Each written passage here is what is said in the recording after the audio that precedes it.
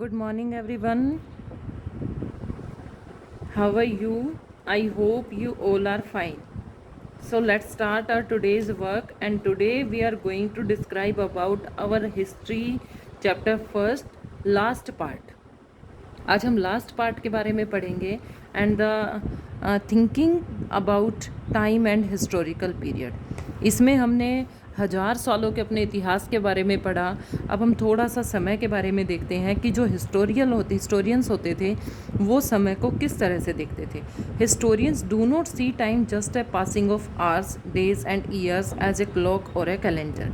जो हिस्टोरियंस होते थे वो समय को यूँ नहीं देखते थे घंटे बीत गए, दिन बीत गए, साल बीत गए और कैलेंडर बदल गए। Time also reflect changes in social and economic organisation in the persistence and transformation of ideas and belief. वो मानते थे कि समय के साथ साथ हमारी जो सोच होती है, हमारी आर्थिक है, सामाजिक है, वो परिस्थितियाँ कैसे बदलती हैं।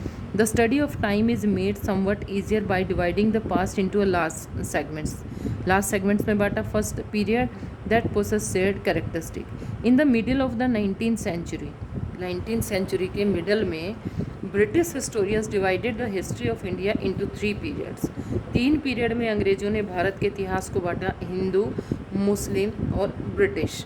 The division was based on the idea that the religion or of rulers was the only important historical changes, कि जो धर्म होता है वही समाज में चेंजेस लाता है and there was no other significant developments, और उसके अलावा कोई डेवलपमेंट नहीं होता।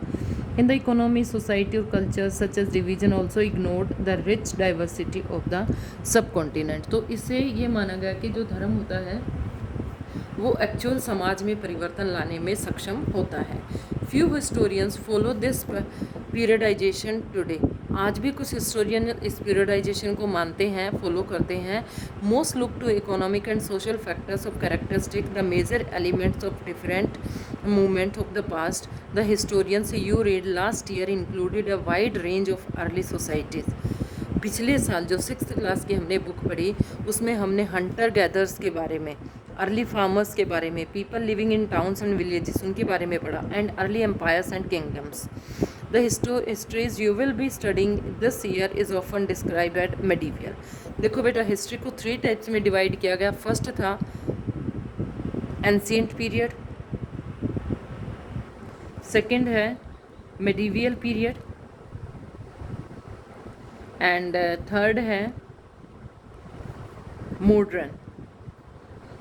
इसको हम हमारी 8th क्लास में पढ़ेंगे। 6th में हमने एंशिएंट के बारे में पढ़ा, 7th में हम मेडिवियल मध्य युग के बारे में पढ़ रहे हैं, और लास्ट जो हमारी 8th आएगी उसमें हम मॉडर्न युग के बारे में पढ़ेंगे। You will B find more about the spread of peasant societies. यहाँ 7th क्लास में हम क्या पढ़ेंगे? Peasant societies, the rise of regional Amperian state of formation, की धर्म के आधार पर किस तरह से समाज बना।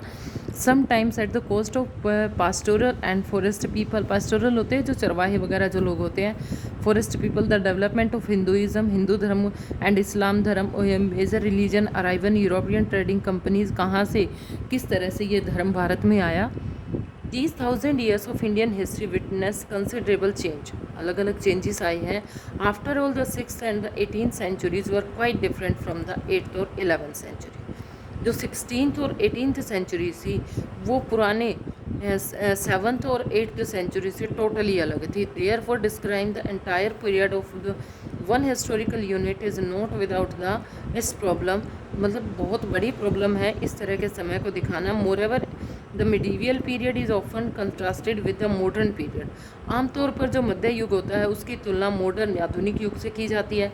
Modernity carries with its sense of material progress and intellectual advancement. This seems to suggest that the medieval period was lacking in any change whatsoever.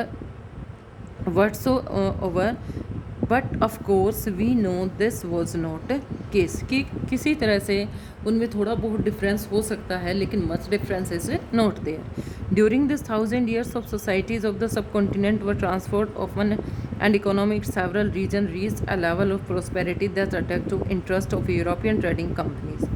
इन 1000 सालों में ये तो हुआ कि जो देश की जो आर्थिक स्थिति थी वो कुछ चेंज हो गई, जिससे यूरोपियन कंट्रीज़ भारत की तरफ आकर्षित हुई।